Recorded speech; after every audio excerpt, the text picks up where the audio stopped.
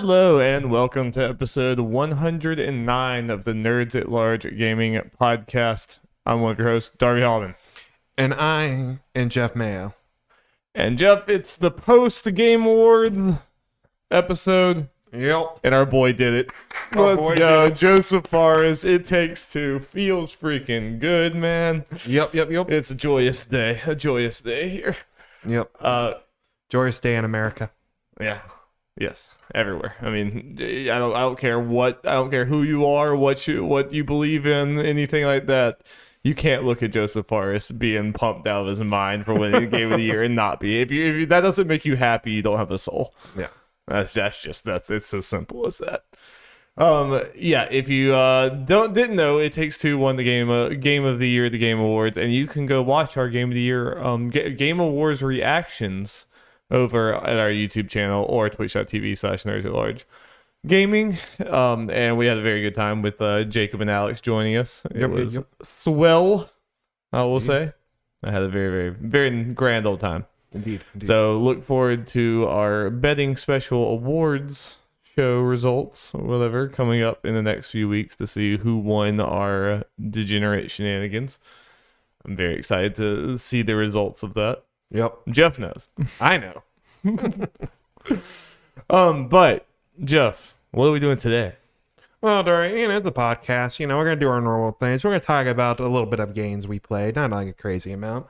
Then we're just gonna go over a little more of our Game Award winners, and then go into the sweet announcements. Ooh, that's what we got. Hell yeah! Gonna be a good time. Yep.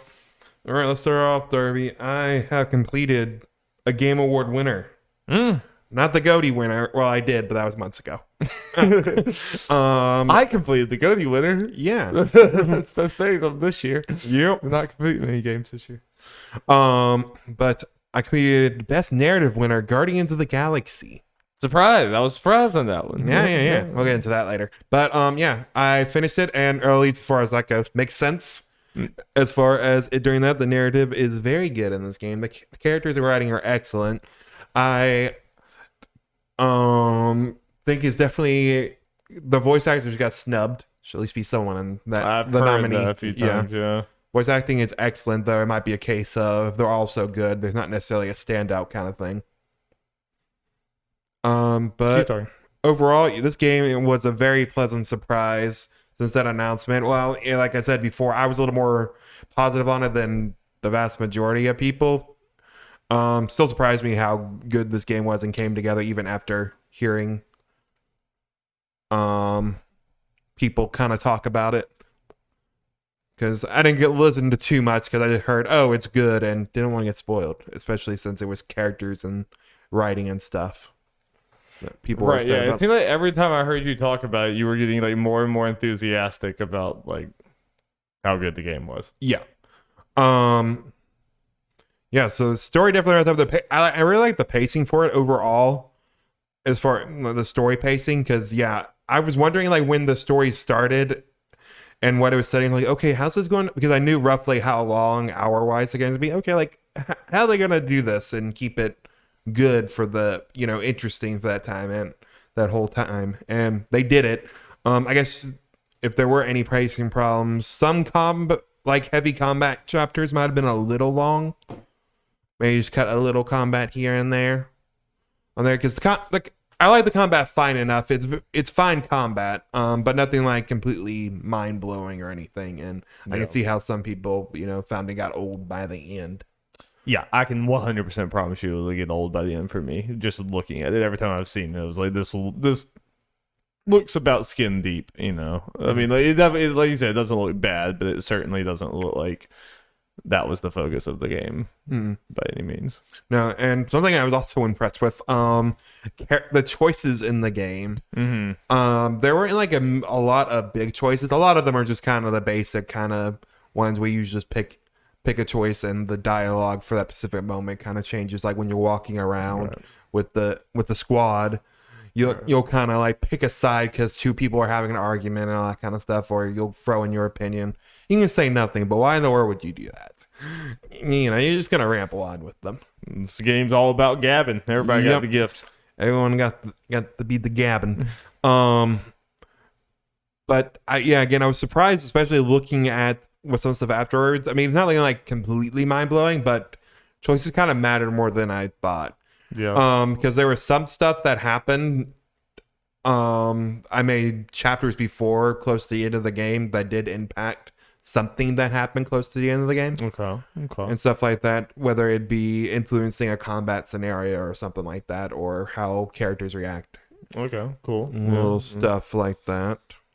So enough to feel, worthwhile, but and wasn't like a. And technically, there are some sections of the game I did not play because while there are definitely choices that mainly affect how that chapter plays out, even if it technically ends in the same spot, like how you get there is different. Mm-hmm. So to get everything, technically I do multiple playthroughs. Right. I don't know like how significant that will be as far as what like dialogue and that for some of the stuff, but yeah.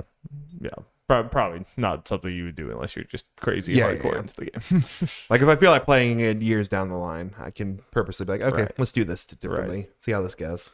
Well, yeah, I mean, sounds like it surprised you and a lot of other people with just like, it's legitimately up there. I mean, where do you think this stands with just kind of the surge of not video games, superhero video games that we've been getting?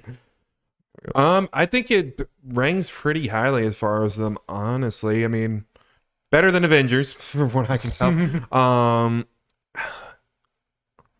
trying to think. I like it more than Miles Morales, which was probably a hot take to a lot of people. Yeah. I'm fresh off it, so it's hard to say. I might overall... I can see myself putting over Spider-Man. Nice. I mean, are there things you think that this does with the superhero formula that you hope carries on to more things or whatever? Do they get something more right or something? So it's kind of a weird thing where a lot of what the game is actually doing is not necessarily unique. Mm-hmm. Maybe you say its structure is kind of unique to the superhero thing, because I guess I would compare it a little more to the like Arkham Asylum, which is a little more linear in comparison to like City and the games that came after, and Spider-Man, which is also open world. This is a very linear game. Right. So that makes it stand out, but it is very Uncharted like to me, as far as it is a linear thing, what a lot of yapping and the big set pieces, and it just does that very, very well. Right. Yeah. Just from what I've watched of it, this game has like the modern Tomb Raider all over it, which the modern Tomb Raider has Uncharted all over it, which there's kind of a string of things to get here. It seems like Western Square has been making a lot of games that have DNA, this has a lot of DNA of those previous games. Piplup's kind of he's just leaning on Shantae, and that's just gonna have to be how it is.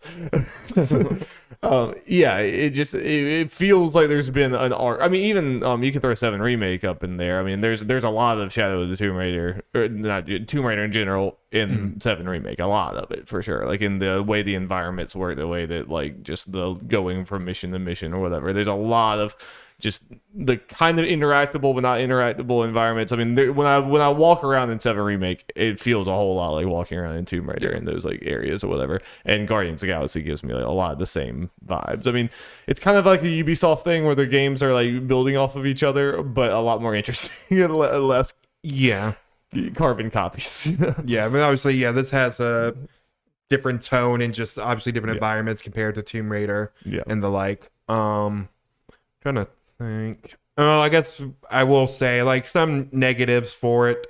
Nothing too bad.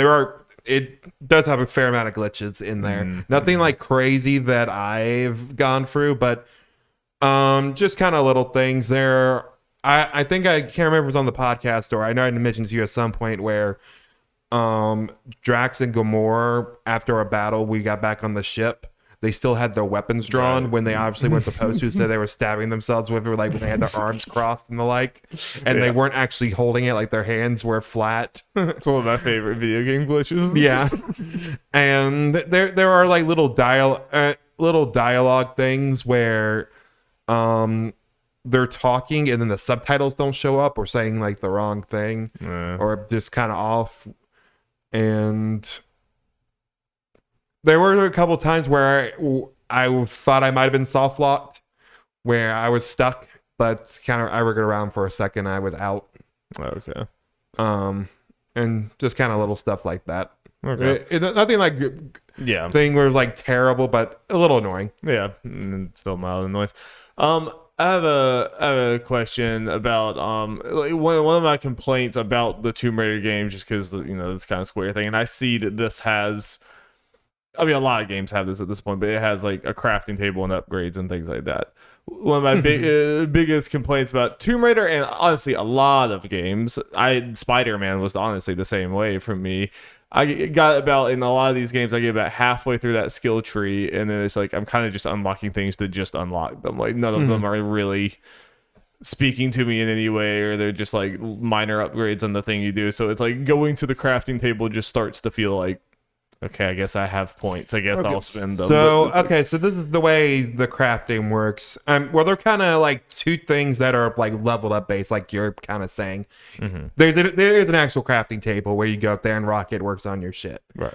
For Star-Lord. And then there's also a level system that, you get experience after battles or points after battles that you use to level up all the characters. But as far as that goes, it's not really that like thing like you have to really think about, because for the character points, each character has 4 moves technically total you can choose between. They have one unlocked at the very beginning, but then you can and then you can use those level up points to unlock them, but there are only like 4 of them. One's unlocked, and the 4th one you gain is an ultimate move for each of them that is unlocked in the story. So you're just kind of doing that.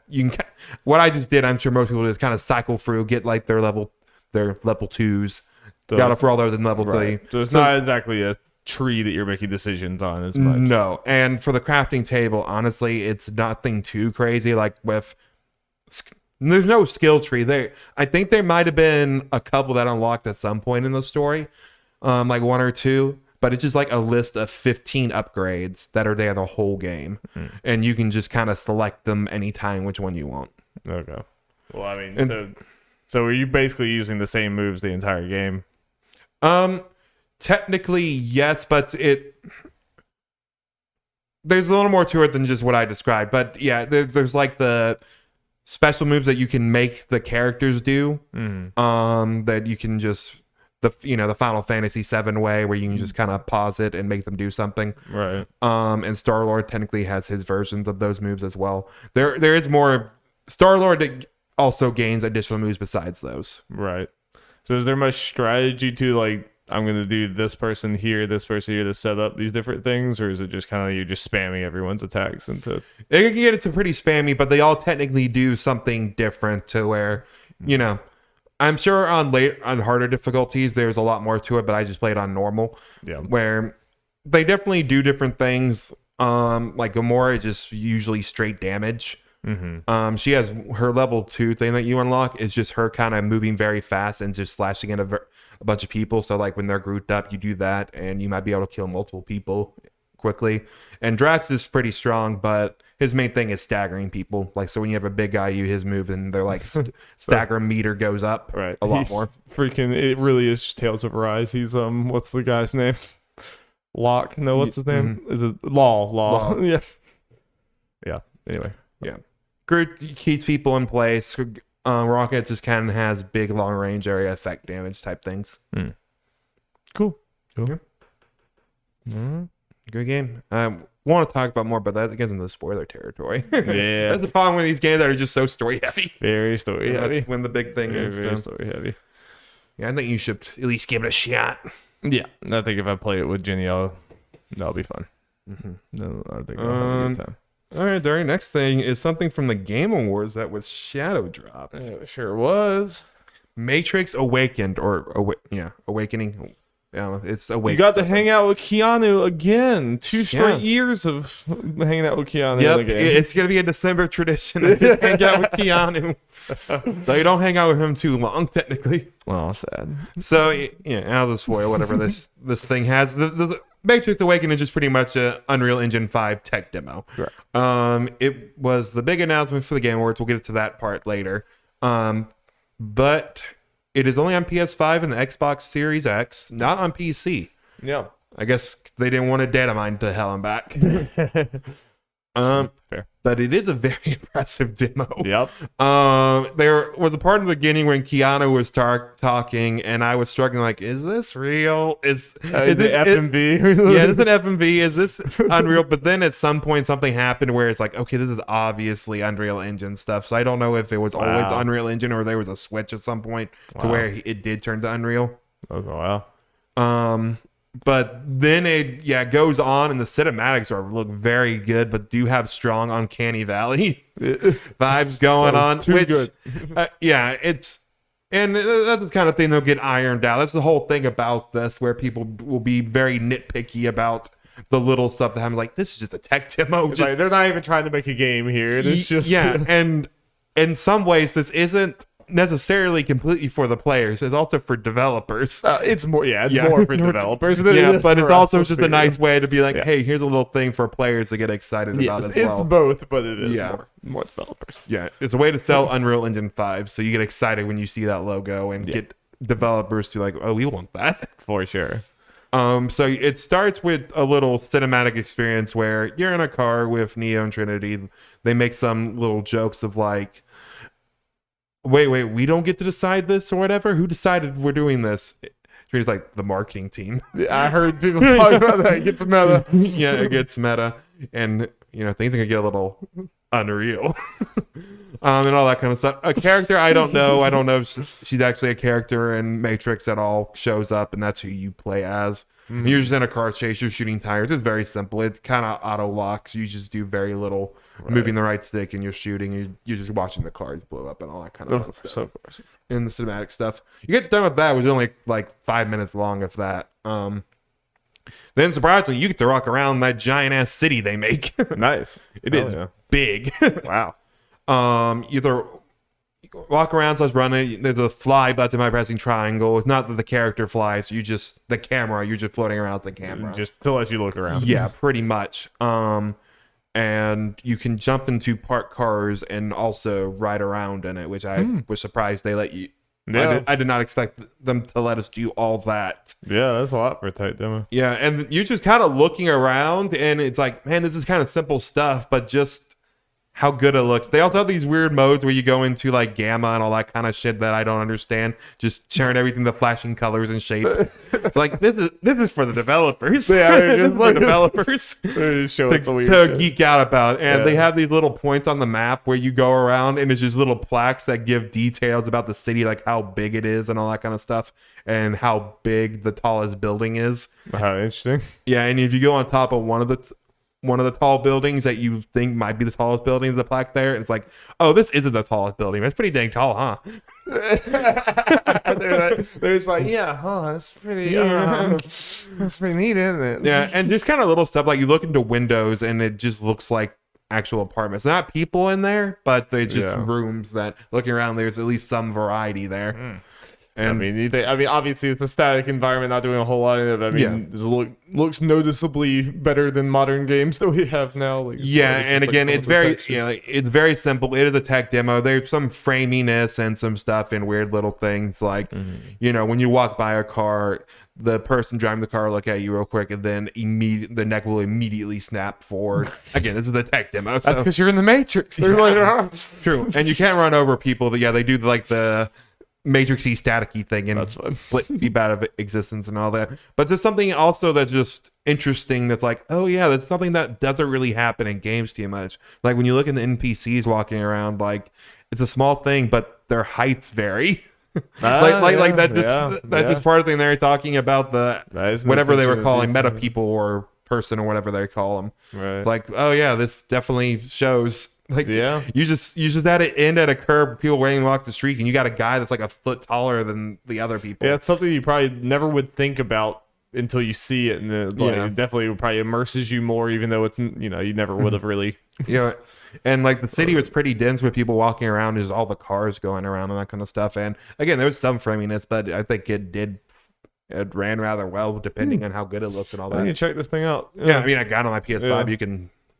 Not long, just look at it real quick, and when driving around, the driving feels a little weird. I guess it might be kind of like the driving version of Red Dead, where it's supposed to be kind of more immersive or whatever. Again, I'm not going to critique that per se, Yeah. but then you got the destructions of the car, and they are very interesting.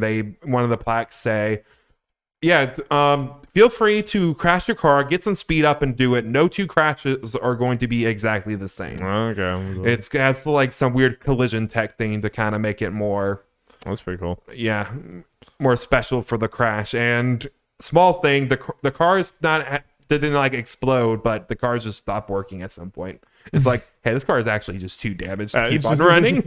It's like, this makes sense. It keeps track of you've actually pierced the engine. It could happen the very first time you just hit it the right way and pierce it. Definitely, I think that was the case. There were some times where my front end was definitely more smashed than the other times. That's actually pretty cool. Yeah. Again, it's not like a crazy in the face thing. Like, you just look at the little things. Like, yeah, this is just a step up. And yeah, if you think about like, yeah, this is the starting line of what Unreal 5 can do, and just what people might be able to when they're actually like, we're gonna spend years on this and make a full ass game like this. And it's on consoles. It's on the consoles that you can easily buy. And I didn't go into what I saw. I just saw on Twitter one of the Digital Foundry guys was like, yeah, we played this ahead of time. This stuff is insane. I was already impressed enough just watching the YouTube video of the previous demo, and obviously that probably doesn't do it justice at all as far as actually being in there. So, you know, like everything we've seen from Unreal 5, like even just from what we've seen, is like, I can tell it seems like this is, you know, a very big advancement. Yep. And then obviously game developers are echoing that, and those are the people who actually know what they're talking about. So it's like, if they're excited about it, then it's something worth being excited about. I'm curious how it will influence Fortnite, because, you know, this also looks all fancy and realistic, and Fortnite's very cartoony. So I'm just kind of no. I'm just kind of curious, like, what enhancements do games kind of like that will get out of it? I doubt that's going to be like. I don't think that means it's going to suddenly look realistic. Oh no. I'm just kind of curious. Unreal 4 has gritty, realistic games as well. Fortnite is just intentionally not that, and they want it to be able to run on the like simplest thing. I just want to see what variety, like all the different kind of art styles and stuff, like make use of this engine. Yeah, I don't think Fortnite's going to be a good example of that, but you have things like Ratchet and Clank, you know, like they can have a cartoony art style and stuff. And like there's more than just the visuals, obviously. You can add, like, a lot kind more of like, other things. okay, how will it change potentially how, like, building destruction and stuff like that goes in the vehicles and all that kind of stuff. Kind of more further what I meant. Yeah. There's a lot of stuff going on there, and for sure. Interesting. For sure. All right, next thing, Darius, just a small little thing. We got... You can't call him small. He's actually quite large, Jeff. Yeah. We're not doing other news this week, so you know I'm fitting us in here somehow. The Orange Cat is in.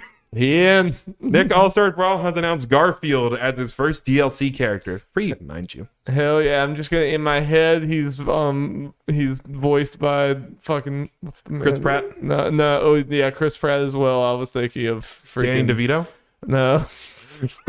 Cubs man. What? Who played him in the movie? Oh, Bill Murray. Bill Murray. Yeah, he's voiced by Bill Murray. Yeah. Okay. Yeah. They have no voice lines in this game, but in my head, he's voiced by Bill Murray. Yeah. So I just jumped in earlier today and just played him for a little bit, messing around in practice mode, doing a little arcade, just to see what the cat is all about. And what is he all about, Jeff? Lasagna, but lasagna. Yeah, his up heavy is him eating lasagna. His stage looks really good, actually. It's it's that whole dream world with the stage actually lasagna. The platforms are pizza. And just the backgrounds actually look pretty good. But I want to go around and do the other characters. For a reason, Garfield felt better to me to control than the other when we played before. So what kind of character is he? Trying to kind of assemble like you would expect from like a more basic Smash character, if that makes sense. It's just references to things like him eating lasagna. His regular special is throwing pie and stuff. There's not like a particular thing where I can point to this character. It's just kind of like a Mario kind of thing, or does he mostly close range? A lot of close range and stuff. And he does cat things. His up B is very Incineroar-esque, where he just jumps up and goes at a diagonal, but it's just an inherently better recovery than that one. I think it just jumps higher, and the angle it goes at it is better for recovery. The one thing I don't like about that recovery, as far as it being a damaging move, is it doesn't have like a hurt box. Like it doesn't actually hurt someone until he starts coming down. So like in Cineroar, you do it right away and it hurts someone. Yeah. But when you're going up, it doesn't hurt someone. So you got to try to get them on the way down or land on them. That is weird. Yeah. Sure. So Well. and then other little cute little things. I think he's definitely like you've talked about. We talked about there are characters that have more time put in them. It feels like Garfield definitely feels like one of the ones of the most, like just from his animations and all that kind of stuff. I like what one of his up I think it was the heavy aerial is him like stretching and yawning, and there's actually a yawn speech bubble, and nice. it has a hitbox. That's good. I like that. And just kind of little stuff like that. When his like down heavy is him using a cane, and I would hope and think so. The like DLC, whatever. I know it's not paid, but the later added characters or whatever will probably have the time. It just sucks they probably won't be able to go back and fix the design. But they've done a lot of. From what I tell, they've done a lot of balancing patches and just patches in general to stuff to change up the game. I can't remember what all was on there, but feels like there's some pretty big stuff in there that kind of just changes how the game will be played from that first week. Do you think Garfield happening now changes at all? Like, do we have any update on how you feel about this game and how, like, I mean, not you personally, but the success of this game long term? Like, is this going to still be getting catered? Is anyone going to be playing this in a year? It's hard, because it depends on, I guess, what their expectations are at this point. Because obviously, Nick or Game Mill or whoever had very low expectations to begin with, and that's kind of been the whole problem with this game. Yeah, just all the way around. I think it still can, depending on like how well they need to do going forward, and I do think it hurts them that it took about 2 months for Garfield to come out. Yeah. Since the launch of the game, and because they made it sound like it was going to be pretty quick afterwards, and the fact that Multiverses has been announced, and it's rough. It's rough. Yeah, and all the besides the gameplay, all the other little problems that people knock Nick All-Stars for, Multiverses not having those problems, voice acting and costumes and the like. Yeah. Looks like it's like the budget.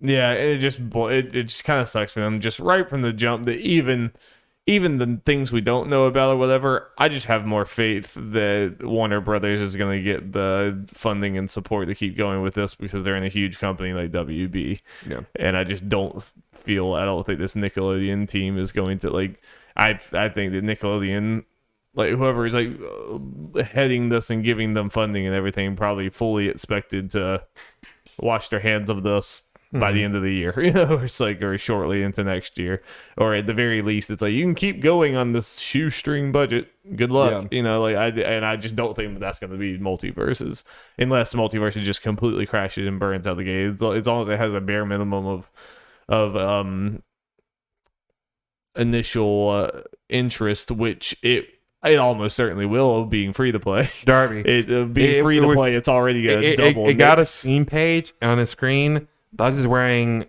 why am I blanking on it? Is it Big Chungus? No. The movie. Space Jam? Yeah, it's Space Jam jersey. I don't know why I blanked on that. Yeah. That's fine. Yeah. Hey, I can't remember your name half the time. That's true. Officially, Space Jam 1 jersey. Oh, yeah. So, that's going to make money. Oh, yeah. I mean, again, we went through the whole like fighting game free to play thing. I know it has problems, but I think it has a lot more chance for success because of that. I legitimately think it's gonna instantly double like Nick's player base just right out the gate, and that's gonna be very important. And if you get enough people in there to where WB is like, oh hey, keep putting out those skins, like, that's all you need. Then you're off to the races. And unfortunately, this Nick All-Stars team probably wasn't able to go back to their Nick Overlords and be like, look at all the money we're going to make. It's like everything they were saying is like, if we keep adding to this, we can make money in the future. They're like, no, you're not making money now. that's just how I think that's going to go, unfortunately.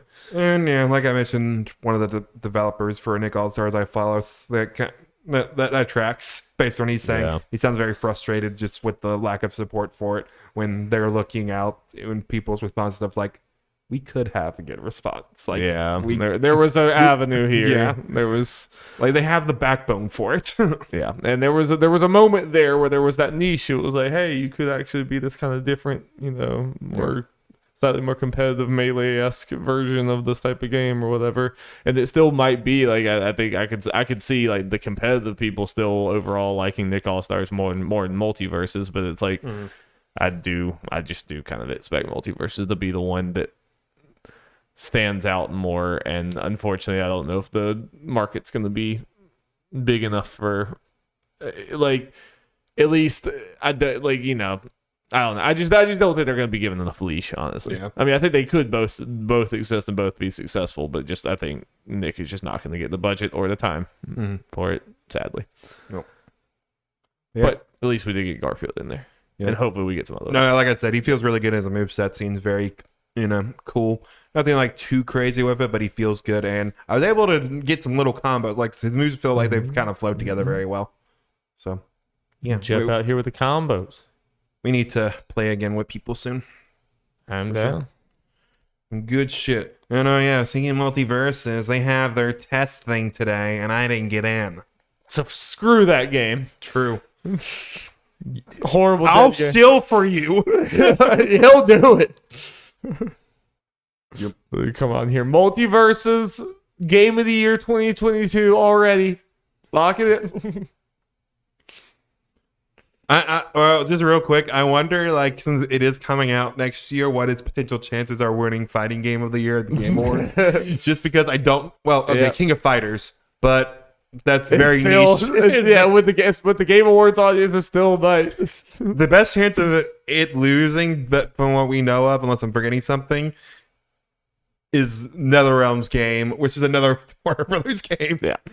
This was one of the few years where it's like, okay, Guilty Gear. I mean, we already know. It's just not even. I constantly forget who else was even nominated. It was just never. Well, that's never a doubt. That's most years, unfortunately, where it's just like, oh, it's this game. It's the one big one. Yeah.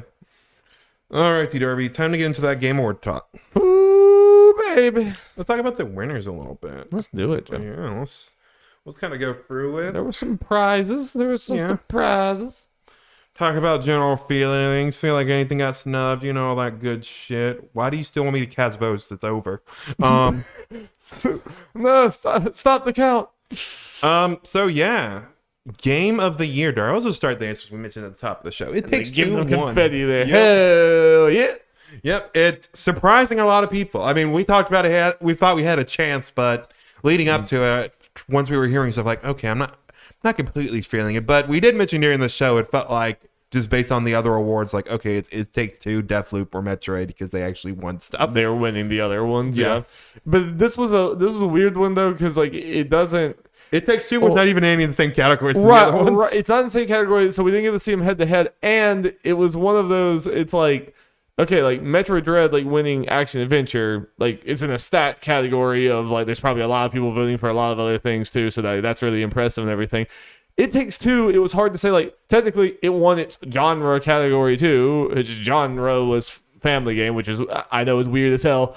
But it was weird as hell for it to be in that category. But since it is in that category, you look at the category, it was obviously going to win that one. Like whether it won Game of the Year or not, it was going to win Family Game. You know what I mean? So it's not like the only way it wouldn't win if people were like us, like, is this really a family game? But not people were that and voted against. But it, I don't even think then, they did. I think it's once you get into the categories, I think it gets to what's the best game here. Yeah. Honestly, I think that's how it works most of the time with this. So basically, what I'm getting at is like a lot of times when something wins action adventure, it's like, okay, it might win Game of the Year. Then it's like, it won its genre. Well, this was not one of those. Well, it pretty much comes down to, okay, what one action or action adventure is probably just one of those two. Yeah. And like, normally it's in the action adventure category. Kyle was saying that Overwatch in 2016 was the last time it wasn't that, apparently, or whatever. But like, you couldn't do that here because It Takes Two was going to win Family Game regardless of what happened. So it's like you couldn't get closer there, that way. I really wish they would just show what the voting was. Yeah. You know, I mean, I know that might like kind of that would I know why they don't do that. It would add some controversy if it was like everything was split, you know, Yeah. really evenly or whatever. But Or maybe like even, you know, one game didn't get a lot of votes or something, so they want to make that game look bad. They really shouldn't do it, but I want to know. Yeah, we selfishly want to, but we understand why they don't. Yeah, they shouldn't do it. Yeah. No. But I'm happy about it. I'd be like, it feels good. I mean, it's obviously my game of the year. I mean, I haven't played like any of these other. I've played Ratchet and Clank, the only other game I've played here. So obviously, I don't have a whole lot of authority here. But like, legit, that game is so freaking special. And I mean, Easy Alex was saying it too, and we were saying the same thing. What can you name me something wrong with that game? Because I really fucking can't. Like, it's legitimately just. The story's not particularly gay, but from a gameplay standpoint and all that kind of stuff. We need to couch that a little bit. Like the story, it's not like it shouldn't be winning best narrative. It also, I don't really necessarily think was like trying to. It's like the story is great for what it is. Just because it's not like, you know, Metroid Dread shouldn't win best narrative. It doesn't mean it's a bad game. It's like you're doing different things, and this game was a gameplay first game, you know, and that's where like the biggest thing about it.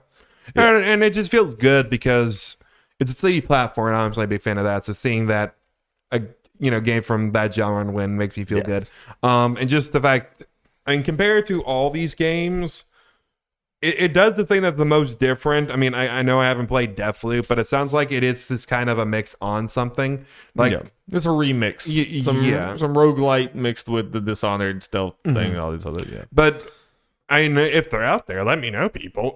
What game is like It Takes Two from a co-op game with all those variety of ideas that is made particularly for co-op? Because a lot of the games that are kind of like this, where it's a story co-op game, it's a game that is made with single player in mind, normally with co-op thrown in. Right. This is a risky type of game where it's like, if you pick this up on the shelf, like you literally cannot play the single player. Yeah. Like a lot of companies, this would never get past the concept phase because they're like, so you're already limiting us to just people who can find someone else to play. It's like, no, we're not going to do that.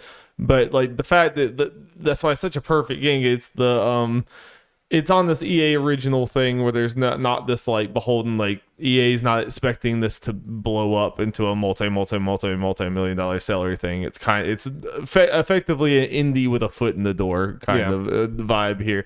But like they were able to focus on something that I've never experienced really before. A Way Out was the only other time, same studio, and this was just so much of a perfected version of that. But it's like, this not just co-op. We played co-op games before. This is like the things that we are doing cannot be done separately, and they are like so designed to like it's a puzzle that you have to talk to each other.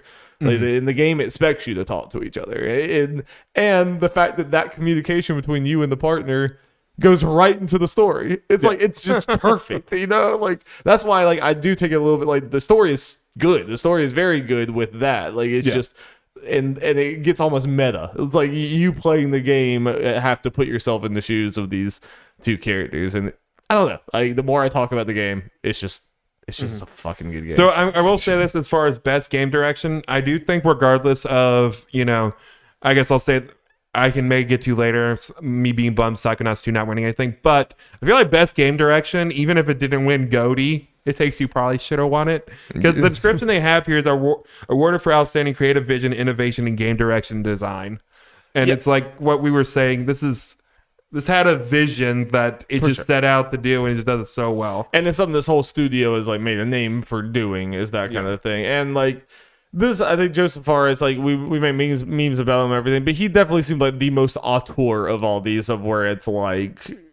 I mean, I'm not saying that he made the game alone. He has a great studio and everything that made a phenomenal ass game, but it's like he definitely has a type of game that he is pushing or whatever here, and it's not just so what do we want to make today, guys? You know, it's like we're like there's like you said, a vision there. I think best game direction is a bit silly in game awards in general, because I think just no one really knows what they're voting on exactly. Like, can you tell me anything about the game direction of any of these games outside of maybe It Takes Two? can't really. In Psychonauts 2, we all think Tim Schafer. Tim Schafer was not the director of that game. There was a different director. He left halfway through, and there wasn't. Well, I think the problem is kind of like what you're saying there, to kind of go back on that, go against that for Psychonauts 2, like in particular, like using Tim Schafer. It's best game direction, not best game director. Oh, no. And that is kind of a separate thing, though I do agree with you. Sometimes voters sound like they kind of do it. It's kind of like Death Stranding won that year, right, for best game direction. I think so. That's a lot has to do with the Kojima name, for sure. It does. That's why it's kind not of saying it didn't deserve it on the game. The game doesn't deserve its own metrics, but it had built-in votes because Kojima. Yeah, it kind of feels like the most popular game director award, which I guess would not be the case here. 'Cause I would think Joseph Fares would have wanted it. That would have been It Takes Two. So I don't know. Who knows? All right, moving on. Best narrative or Mission Guard of the Galaxy one. I think it's well deserved. I wanted Psychonauts to win this, the one I would want, but I went in with the mindset of, especially after playing it, Guardians or Life is Strange one. It just feels sad. Well deserved. Yeah. Psychonauts 2 seems like too damn good of a game to not win a single award. That's just kind of brutal and like feels bad. I mean, and did you see the pictures of Tim Schafer's suit? And we didn't get to see that on stage. I did not see it. It's pretty fire. I mean, I'm sure. I mean, you're the one who absolutely loves the game. I would think that if you had to pick one of these categories, narrative would be the one you would pick, right? Yes. To award it, right? Mm-hmm. I mean, yeah. Besides Cody, of course, but yeah. I said if you had to pick, if you had to pick one of the side categories, I mean, that is a big reason why Psychonauts is special. Yeah, in my eyes. Let's see. Best art direction. Deathloop won. I mean, yeah, this was a fair all around. Like wherever it went, it would have been. Best score in music. Near Replicant. Let's go. Feels good. Feels good. I wasn't sure where it's gonna go with this. I think Nier deserves it. But I didn't know if enough people played it, and maybe some people were going to be like, "Well, it's an old game." I hope I predicted that because I was not surprised when I saw Nier. I was like, "Yeah." I think we talked about Nier. I think you were talking about Cyberpunk potentially doing it. I mean, and not that. But yeah, feels good. I mean, honestly, I half expected Guardians to win that. Yeah, which would feel slightly weird. It's like we're awarding, a bunch of 80s pop songs. Yeah. And they use them really well, but yeah. Best audio design, Forza. Yeah, I think we predicted that. Yep. Best performance, Maggie Robertson and Lady Dimitrescu from Resident Evil Village. Yeah, this one feels a little weird.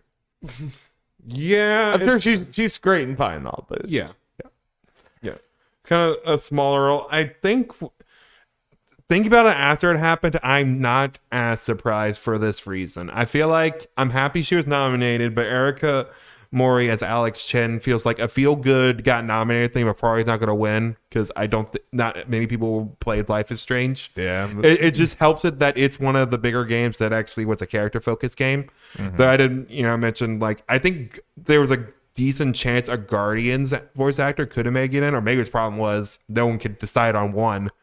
And it was probably too damn close too.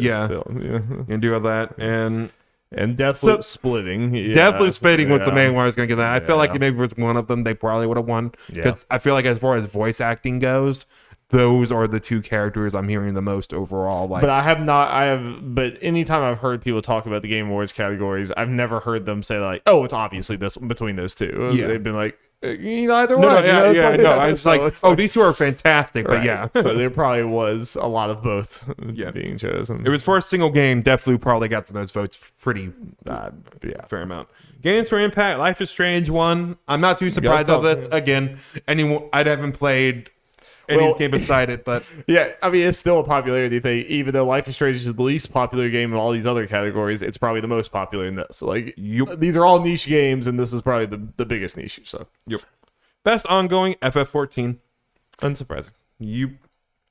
Big craziness. Best indie, Kena Bridge of Spirits. Honestly, I was kind of surprised about this one. Yeah, I was a little surprised too. Like I said, definitely the most marketing behind than all the rest of these. And at the beginning of the year, I would have been like, it's going to win this. But it was kind of mixed that it came out, and I felt like no one talked about it. Then when I did, it was a lot of, it's fun. I watched Easy Allies' reaction to it, and they had to look like, And Damiani was like, did we play the same game? Did people play a different game than I did? And like he liked it, but but like.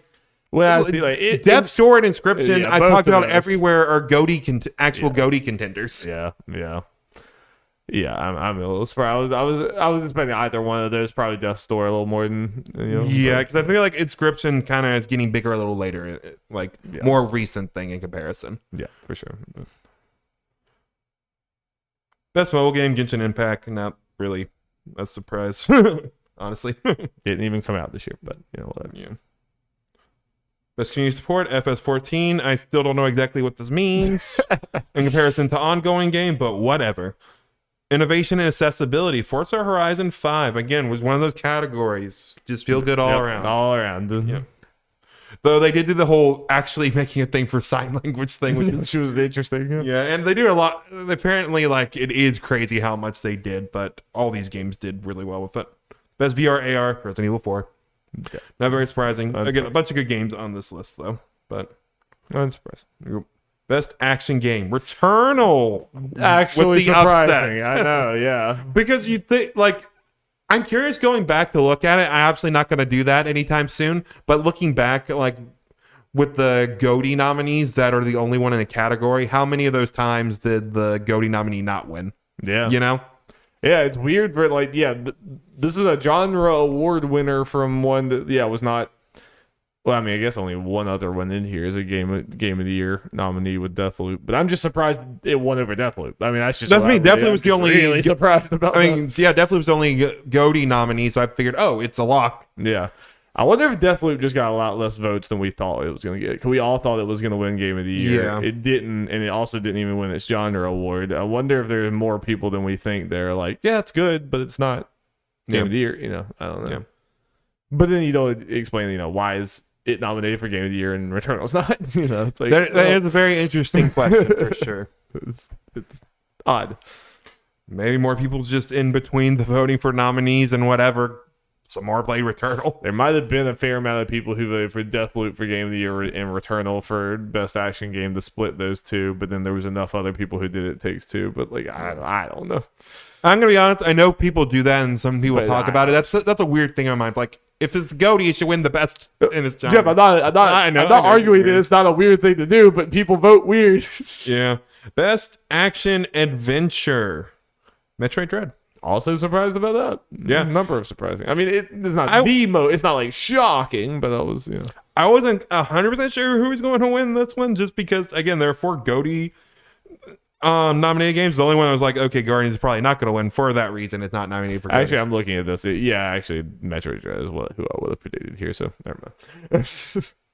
But it's still awesome. Yeah.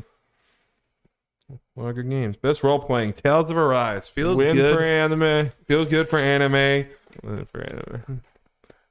I thought it had a decent chance. I wasn't sure about I guess I was right potentially about Monster Hunter Rise. It's just not being as big of a. Yeah, I have to admit I'm a little surprised by that. Yeah. I guess the Cyberpunk it being a year thing didn't. Yeah. I think the game critic audience is. And some of it is like revisionist history are very negative on that game, and I think kind of the general public is more positive. Just the amount of podcasts I listened to where that was like what they spent half of their Game Awards thing was Cyberpunk's nominated for best RPG. I'm like, okay, move on, please. Come on. All right, we get it. No. It'd be funny to know those people, like how many of the other RPG nominees those people played. Just because Cyberpunk stands out because it's the only Western one on this list. So there's a chance for some of those. Cyberpunk's the only one they even attempted to try. Probably.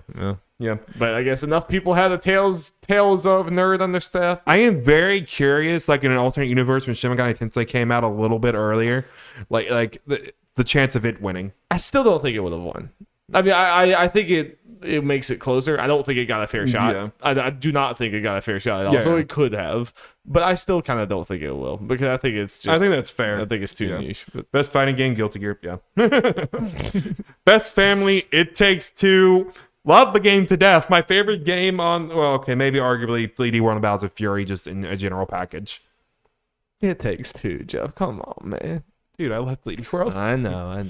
That's restraint. I said arguably, but That's fine. It's fine. It's fine. I love both games too. Yeah. That just mean the elephant. It takes you to probably not be in this Yeah, category. probably not. Best sim strategy: Age of Empires 4 is glad not Flight Simulator because it won last year. I mean, he got in here because they got a port. Okay. Best racing game, best racing sports game, Forza Horizon 5. Who could have seen that coming? Best multiplayer, It Takes Two. I was gonna write it was not it because it's the most unique one out of all these. Yes.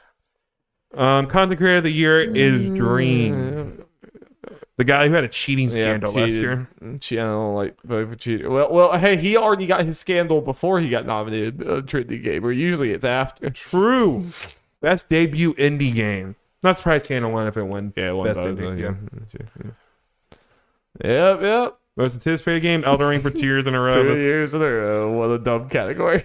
All these games with Starfield was on it last year. What a dumb category. And then we get to the esports stuff. League of Legends won best esports game. That's all I care about. League Worlds won best event. Yep. That's the only ones I paid attention to, so it's not Yeah, like I can really... I guess something that's kind of cool about this one, I saw a little split thing for it. The most the game won this year, award-wise, was the awards. It Takes Two, and there was one other one that won. I think it was probably Forza. Because they won all three of its categories. The surprise Forza 3. Yeah, and then there was only like 2 or 3 that won 2. Nice. So I think it's kind of cool that, again, people argue it's a weaker year, but I mean, it could still be a strong year and things be spread out. Yes, it's strong, wide. Yeah. not. It's not a tower. It's a city. Yeah. So I think that's cool that a lot more games got love. Yes. In comparison. I agree. But you know what else got love? DC Derby. DC got some love in this show. Yep. Oh, forgot news jingle. News jingle, Jeff. Jingle. I mean, it's all Game Awards, you know. All right, Derry. Yeah, we're getting into them sweet announcements. The thing everyone really cared about. Yeah, I enjoy the words.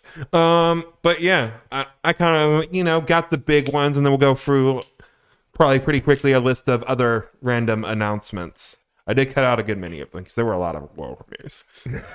You'll find out exactly how many during our betting special. You sure will. First one I have on here, you mentioned DC. I put Wonder Woman first because honestly, to me, that's the biggest new game announcement. It's our damn podcast. We talk about Wonder Woman first. I'm not seeing a lot of people talk about this one, unfortunately, but I'm excited. Dag nabbit, we will. Yep. It is made by Monolith, not Monolith Soft. Monolith from WB. Jeff could only hope. Yep. Who made the Shadow of War games or the Middle Earth games? Yes. And I got this little thing before we get into it from Jonathan Dorber from IGN. According to the official description, Wonder Woman will be a single-player open-world action game featuring original story as player star as Diana in a fight to unite her Amazon family and the humans from the modern world. Wonder Woman will use Monolith's Nemesis system from the Middle Earth games, and it appears the system will be used with both enemies and friendly characters in the world. You gotta make your friendly people hate you so much. Oh yeah. Just become an absolute tyrant and they just despise you. I like sounds like based on what you said earlier, you probably got through this part on Easy Allies podcast when they talk about this game. Like, you fail to save someone, so they're evil later on. That would be amazing. That would be really good. Or you do save them and they become evil. Like you save someone, they go on to become evil or something. Okay. You're like, oh shit. You don't know how it's actually going to go. That'd be cool. That would be cool. Yeah, I hope for this game. I didn't play the Middle Earth games. They weren't. I can kind of like that open world-ish kind of thing, but I'm very particular about them. But it seemed intriguing, and I like the idea of the Nemesis system a lot. And we've talked about I don't get why people haven't even attempted to do anything like it. Really, not even like a variation on it. Yeah, not even other WB studios. This is the first one since Shadow of War in 2017. It's kind of the same studios. Like, all right, we'll do it again. For a different property. Why not? I mean, it's. Certainly, that's not really a thing. There was nothing about that was like, this is Lord of the Rings. It's like, no, it's just the kind of gameplay style idea for an open world that could be used anywhere. And Yeah.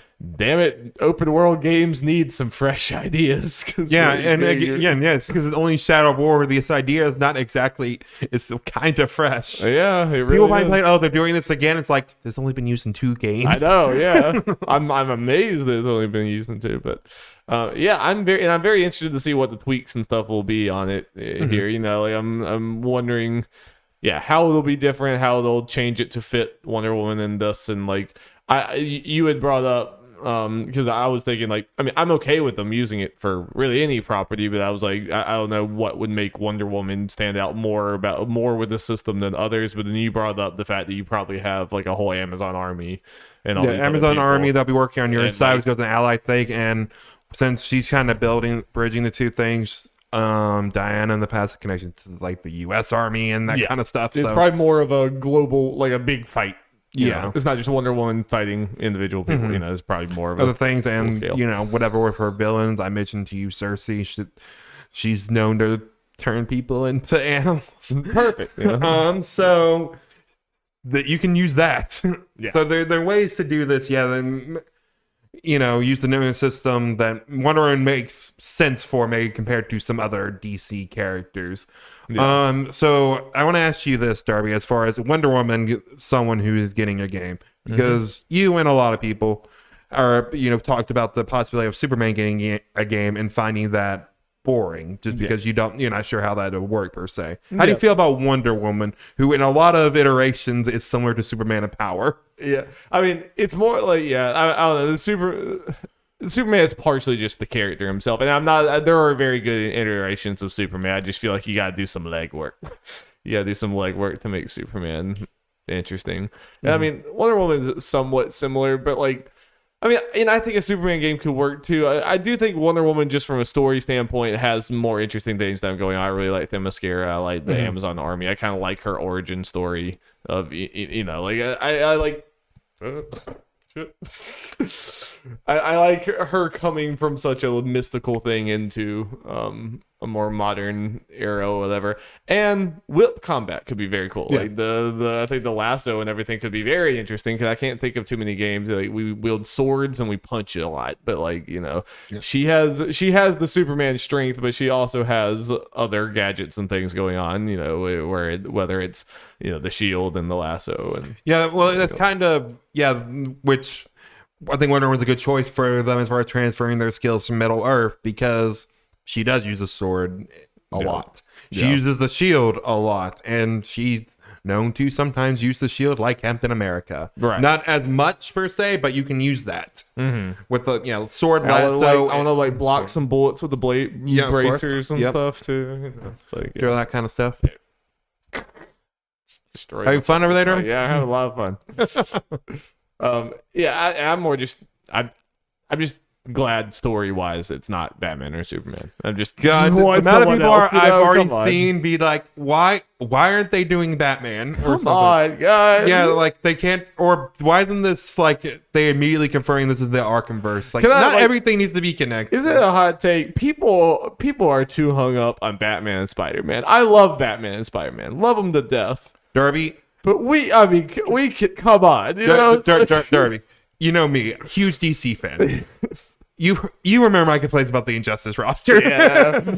And all that. I agree with you. Like, I love Batman. There's a lot of cool stuff you can do with him, but the fact is that over half the DC related games are either Batman focused or very Batman heavy in comparison to other characters is upsetting. It's boring. It's Yeah. So again, I was hyped to see Wonder Woman because we have not had a Wonder Woman game. Right. She is one of the big 3 of DC, and she has not had her own game. Yeah.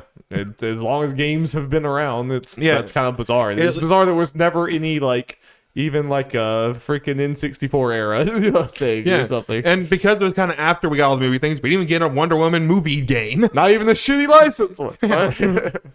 So I'm very excited for this. I mean, this is one of those games just because of the property it is. Unless it comes out and looks really bad, I'm getting it. No, I understand that. Yeah. I would too if it, if I was as into it as you are with this. Yeah. And I'm planning. I mean, they have to unsell me. I'm very excited for the concept of it or whatever. And just in general, I'm glad with like Guardians and Wonder Woman. We're starting to get with video games the same thing we got with movies, where we're starting to with Guardians, the lesser ones. Wonder Woman is not a lesser hero, like you said. No. She's one of the big three, but at least we're starting to get out there. We're starting to, And that's why we'll get the outside. Suicide Squad later. Like, I'm happy, like them, even though it's with Harley, it's a little more connection to Batman, but it's like at least it's not straight up Batman. Yeah. But we'll get to Suicide Squad a little bit.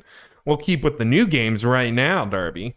We got them sweet new Star Wars games coming out. Star Wars Eclipse. Darby, that was an interesting thing to watch and as well as see reactions for. Because everyone's like, okay, this looks interesting. Weird guys beating on drums. Lucasfilm, whatever it is. And everyone's like, seeing the CG thing, like, this looks awesome. And like, oh, this is like prequel shit. Looks really cool and really good. And then at the end... the Quantic Dreams logo pops up. Yeah. And everyone's kind of like, ooh. I was very conscious about that. As soon as the Quiet Dream came up, I immediately remembered that was a thing. Like, No, same here. I was like, I was trying to think, it's like, I feel like we at least had one more rumored Star Wars game. As soon as I saw that, I'm like, oh yeah. That is something we knew. And I tried. Everyone forgot about it. I tried to make a conscious effort to not just immediately grimace and or moan and complain and everything, because I'll give it to them. The trailer I was super into. Yeah. Like, I'm not going to poo-poo it immediately or whatever. I have not enjoyed a single Quantic Dream game, and I've seen a lot of, I've played Heavy Rain and basically seen all of Detroit. I don't like their writing. I do not like David Cage's writing very much. But that trailer was very interesting. Obviously, the trailer didn't have any story or anything or whatever, but as far as vibe and the Star Wars thing, it felt very unique and very it made me feel cool things in there. And in general, Quantic Dream, every one of their games I think has a cool idea. I think the general concept of the game, and a lot of times even the concept of the gameplay and how the narrative goes, is always very interesting. It's never a flawed from the bones game or whatever. It's just the execution. It's the actual minute-to-minute dialogue writing that I don't like. And specifically, I just think the ending of every one of his games just crashes and burns. Yeah. I just don't really vibe with David Cage as a writer very much, but I'll give it a chance. I'll I'll see this through when it's okay, when next time it comes to market, I will, whenever the next trailer, I will pay attention. At least at the concept, having a Star Wars game that is so story focused like the Quantic Dream games are and that kind of stuff, I imagine it's kind of interesting because most of the other ones are just, either multiplayer shooter or a normal action heavy single player thing. So getting kind of something in the story really heavy direction, that kind of art direction. Yeah, it's a nice change of pace. I agree. In general, and it's cool. Well, and the time that it's in. It's cool to and hadn't done a whole lot of prequel stuff, which prequel era. There's a lot of cool things in prequel era. Yeah. And non-EA, it's kind of cool to finally see the Star Wars IP. This is the first of many, that we're gonna start getting outside of. I guess for new games, we are getting that KOTOR remake, but I get what you mean. Yeah. I mean, we're also getting a Ubisoft game. That's true. About. I'm just saying this is. I mean, I guess it's not the first one we've seen because of the KOTOR. It's at least it's not whatever. We're just starting. Brand new idea, at least. Yeah, we're starting to actually see. Somebody see. I'm curious, this and Wonder Woman, actually, we can bring it back to Wonder Woman just real quick, how far away all this stuff is. I imagine this one is probably pretty far away, just based on the fact that Star Wars thing wasn't too long ago when that deal kind of fell through. Wonder Woman could be closer than we think. I'm not expecting 2022 because there's Gotham Knights and Suicide Squad that's come out, so I'm expecting 2023. But we might be closer than, that we sometimes get with these trailers where it's 3 or 4 years out. I hope so. I mean, at least they've always had the IP this whole time. They could have started working on it. And Shadow War came out in 2017, which is already getting close to 4 or 5 years ago. Right. Yeah. So I expected they had some other ideas that they ended up scrapping before this, but, even then. Detroit was a while ago, but I still think I don't know. I'm not convinced that this was started all that long ago, and this trailer very much feels like a come work at Quantic Dream to make a Star Wars game trailer. That's what this feels like. It's one of those trailers. Feels like a recruiting trailer. Yeah. Because it's like it's a bunch of cool vibes. There's a bunch of cool vibes in this. Couldn't tell you a single thing that the story or the game's about. I was very curious hearing people who know more about Star Wars because of that Goo Man that came out. Because apparently he's like just this Goo is Man. a big deal, and everyone, I'm like, I don't know who that is, and everyone else, even big Star Wars, like, I don't know who that is. He's a Goo Man. He Goo Man. But we saw Yoda. John C. Gooman. We did see Yoda. Yoda, I think, is the only, well, at least as far as I know, character with an actual name in there. Yeah, but even that, it's like it's prequel era. You saw the council room. You can show Yoda. Yoda's alive. Yeah, that doesn't lock you into anything. It's like, true. As long as you're in this era of Star Wars, Yoda's about. Yeah. Until Order 66 happens, he's around. So it's like that's. And I guess it's at least a mystery of like, what exactly is the story going to be, and like who you actually are playing as, or it might be like trying to play multiple people. Yeah. No. Nope. Interested. Indeed. Darby, tell me about Alan Wake 2. You know everything about this. You know me. Yeah, Alan Wake 2 was announced, Darby. The long-rumored Remedy game. Big build-up to this one. Big build-up, with the remaster and the DLC. And just lots of people probably just assumed, rightfully so, that Alan Wake would never have a sequel. Yeah. For, years and years and years and years. I imagine some people are feeling better about that in the last, year or so. Yeah, I just mean, it's been a long time since the first one. And probably all these years, it's like, okay, well, Alan Wake is done. Yep. It's like, nope, it is here. Yep. Got that announcement coming out in 2023. Mm-hmm. Sam Lake says he is very excited about having freedom of working on an N-rated game, because apparently the original Alan Wake was rated T for teen, so he can go really crazy with that. We're gonna see Alan Wake's dick. Yep. And this is kind of making the transition. I haven't played the original Alan Wake, so I don't know how big of a jump this necessarily is to survival horror. He's kind of like, it's gonna be like a survival horror thing. Yeah, which I mean, people, at least just what Huber was saying. I mean, it's not like the most colossal change, but it sounds like they might be going more, which probably matches the tone more if you go from a more survival type game rather than than shoot thing. Because I mean, everyone kind of says that the gameplay of Alan Wake is the thing that holds up the least, obviously. Yeah. So I've been interested in Alan Wake with this and everything. It's like, okay, I might grab that remaster at some point soon. Yeah. Alan Wake and Control, play both those, and then play the DLC. Yeah, I think I legitimately. I'll say this for a couple things. I have downloaded a couple things on Game Pass that are related to some of these games. That's fair. Control being one of them, because it's still on PC Game Pass. Especially now that you have that PC. Yeah, play Control anytime. Like leading up to you getting the PS5 and the PC, it'd be like, I enjoyed it, but boy howdy was it rough. You might want to wait. Yeah. So I have expectations going in and all that kind of stuff. So yeah, but I mean, as far as functionality wise, it should be a lot better for me. I mean, even at the time, everyone said on PC it was fine. It was just on consoles. It was a hot mess. Yeah. It definitely just expect that by the end, the gameplay, you're not gonna be loving it anymore. Probably. I mean, I know you're more tolerant about that stuff than me, but it's like everyone agrees it gets a little ridiculous. I mean, it's all just difficulty spike like nobody's business at the end of the game, and not really in a fun way. Just in a here's a bunch of shit. But it's a very cool game. Very, very cool game. At least I know how long I got to do that. I at least got to 2023 to potentially get through that stuff. True. Very true. Very true. But I will gladly sit down and try to talk about the story with you, and neither of us will understand it, and that's part of the fun. Yep. I'd probably do it like the order of release and play Alan Wake first. Fair. Do that. Fair. Yeah. Yeah, looks really cool. Glad this game's happening for people. Like I said, I'm interested and curious to see more later on.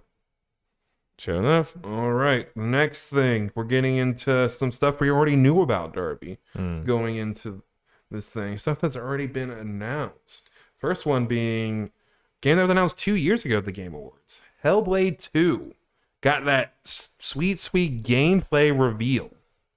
And This one blew me away a little bit visually. Yeah. So yeah, from a visual standpoint, it's this and the Matrix things where you're like, huh. Damn. Damn. Because I was even saying when the Hellblade thing came up, I was like, come on, not another cinematic. And then they start moving and doing it. I'm like, oh, okay.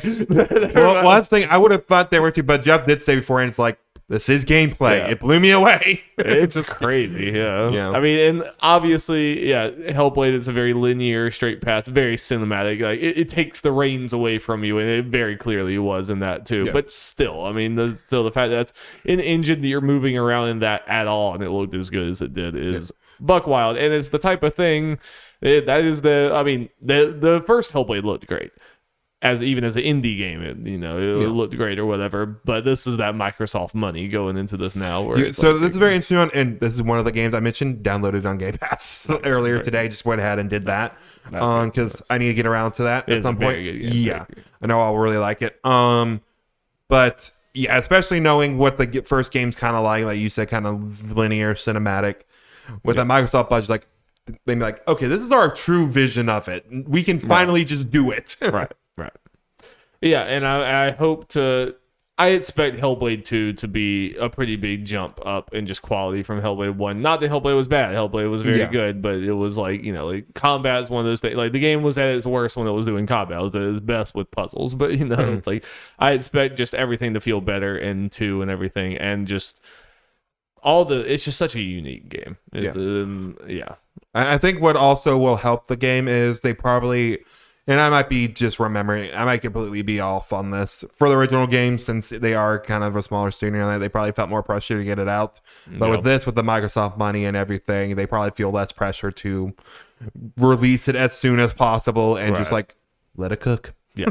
And Xbox has a lot of things on the fire right now. Lots of pots in the kitchen who doesn't necessarily need this one immediately. And I also don't necessarily think Hellblade is like the biggest cash cow of all these, which is fine. It seems like Xbox is okay with having one too. It's so weird though, because I agree with you about the whole you wouldn't think Hellblade would be the biggest cash cow, but the way they're kind of promoting it in a way, it being the big thing, like, and even the way Keely's looking at it, where they kind of in a way started 2 game awards with the game. Yeah.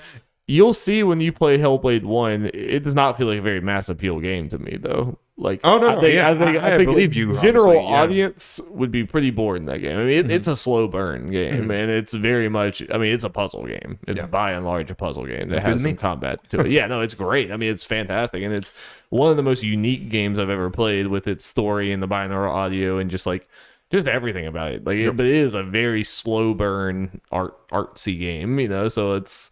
Yeah, I don't know. I mean, it looks like it's getting the budget of like a big AAA thing.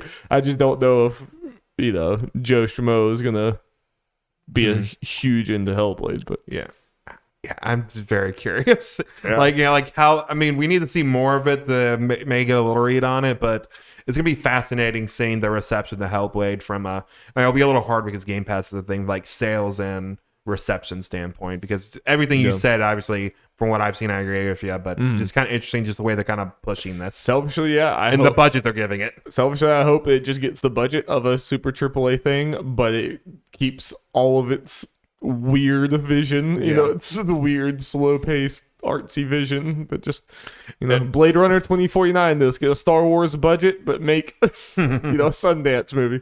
And also, like, I see Hellblade, I'm like, man, I can't wait to see what Double Fine does with this complete budget, because they were good ways into Psychonauts 2 before. The budget obviously helped, but from the ground up with that. Yeah, we really haven't seen the like true Xbox is all in on these studios thing yet, because none of these games have really come out. Ninja Theory in a way is the only one we've kind of seen it from the acquisitions, because they acquired about the time they'd probably be starting Hellblade 2. So, yep, very interesting, very impressive looking. Yes. All right, let's talk more about DC and Suicide Squad Kills the Justice League gameplay trailer. Oh boy. What do you think, Darby? I think it has a lot of potential. I think this game definitely has a lot of potential. I don't think it's like a surefire success. It's one of those and the biggest thing is just with the 4-player thing. I just want to have actual human beings who are impartial play it and come and tell me how it was. It's like, because that's a hard thing to do sometimes, that 4-player co-op thing, and like making that work, but also potentially, it's kind of the thing we were talking about. It Takes Two was made for that shit or whatever. This is all these games. It's kind of hard when it's like you have to be able to play it single player and multiplayer, and both have to be fun.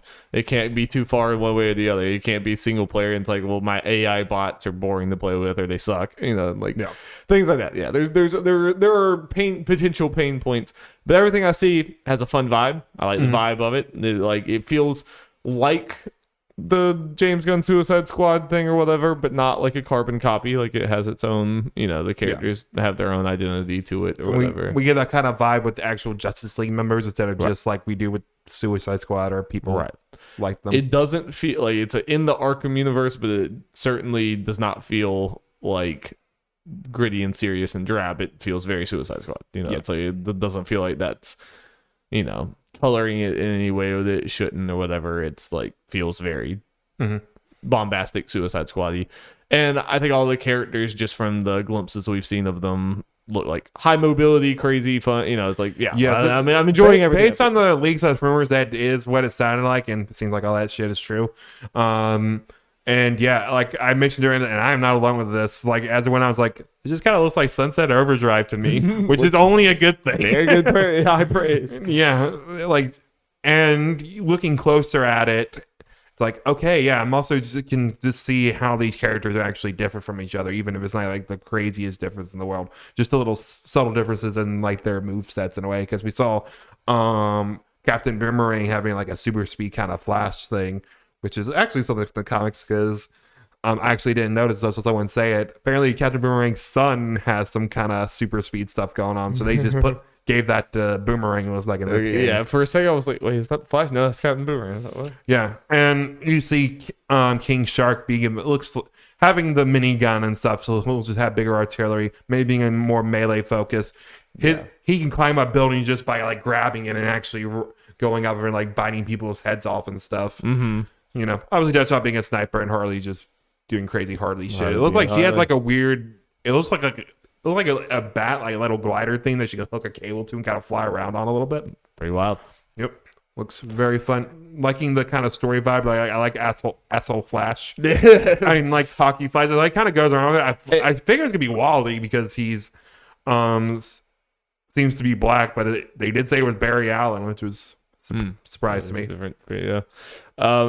One thing, I'm very happy to see that even though they're mind controlled and evil, they still have their personalities. Yeah, I think it would have been a very big miss if they were all just mindless automatons like walking forward or whatever. Like I'm really happy that we'll get to have Flash cracking jokes on them and stuff like that. And just the concept of like different checkpoints in this game being fighting the different Justice League members and them having their own boss fight movesets and everything is very, very cool idea. It's only based on it might be at least somewhat cinematic, so there's actually more of at least they'll have some story focus based on the trailer you've seen, which will be nice. Yeah, I'm maybe projecting. I'm expecting there to be like, this is kind of the Flash section. You're building up to we found the Flash. You're building up to fighting him. Have the big boss fight or whatever, and then Wonder Woman. It's like, okay, we're building up to that. And like I said, some twist in there. Maybe you have to fight Wonder Woman and Superman at the same time or something like that. It's like things like that. I'm very curious. The trailer previously showed it looks like Wonder Woman might be fighting on your side at some point, so it's like very curious if she, maybe you're curing them and then they're like helping you, or maybe Wonder Woman in the beginning is cured, taking over. Maybe she never is controlled her. I think there's some ways they can do some twist on this, and like you were saying with the boss fights, the ideas of fighting the Justice League in these crazy boss fights is very appealing to me. Very cool. If they do it right, which it's rock steady. They're just one of those studios. Until they fail me, I'm just gonna trust them. yeah. Just the multiplayer thing. I just hope they get it right. I just hope they can nail that. At least it seems like it's, even though it's multiplayer, it's very much like there's this story that we're playing. The story is multiplayer, but it's the story. It's not like the daily missions, grindy, Destiny. And that's the thing. Like, I know people like compare this to Avengers and everything, but I felt like there was an interview saying that it wasn't like that. Like, there might be something with that kind of stuff. It's not gonna be like Avengers loot grinding and shit like that. Yeah, it doesn't feel that way. So yeah, I don't even think we've seen anything even close to costumes for this. Yeah, I mean, they could reveal that later, but yeah, and I mean, just I mean, it's a weird fine line what we're talking about, what we want and not want. You know, like to someone who doesn't play games, if we had to explain to them, these two games and had to explain why this one's a complete failure and this one seems like it's might be good, it really would be hard to explain. It's kind of a fine line, but you kind of understand it when you see it. Yeah, and I feel like what may help the Suicide Squad compare to Avengers. While there are multiple playable characters, the ideas of what they're doing are similar enough, even if there's some tweaks on them. And it's just going to be, as far as we know, these 4. It's not going to be them adding, planning to add half a dozen characters down the line. Right.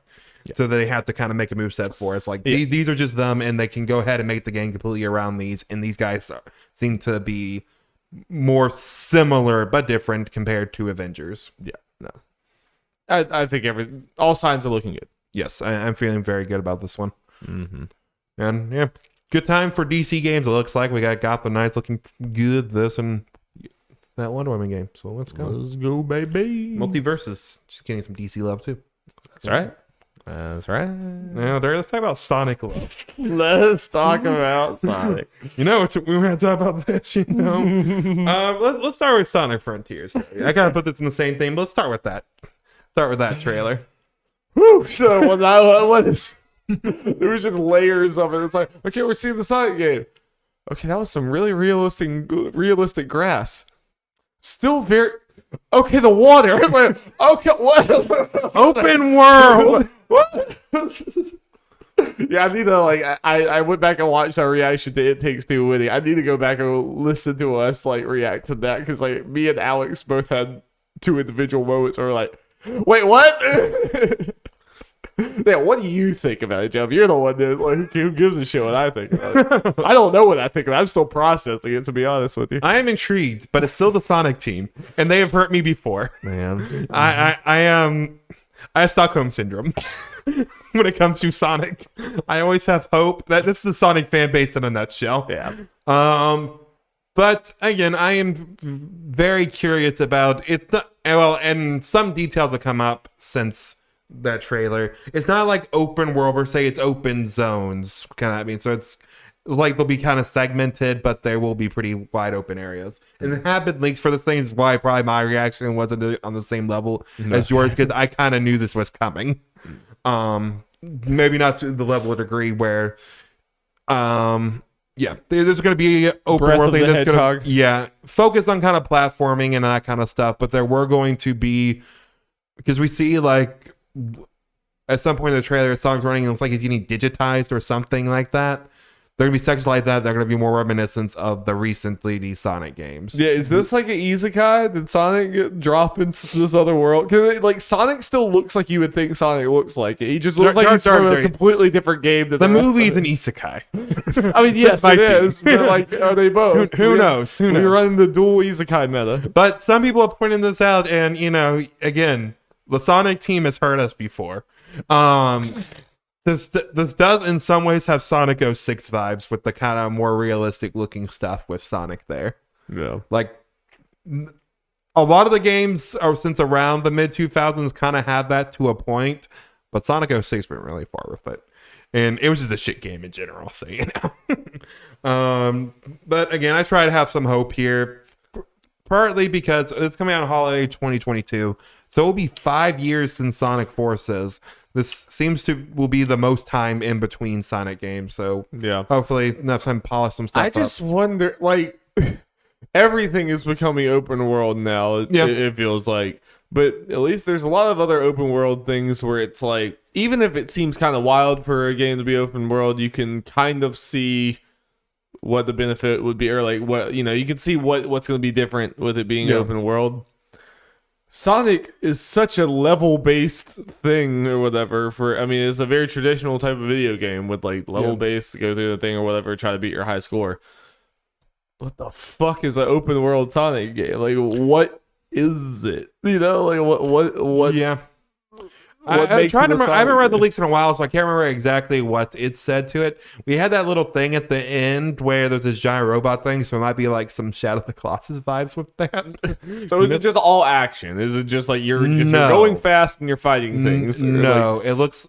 Part of the rumors I do remember was you have this open world with all this other stuff going on that had a little more of an exploration platforming focus.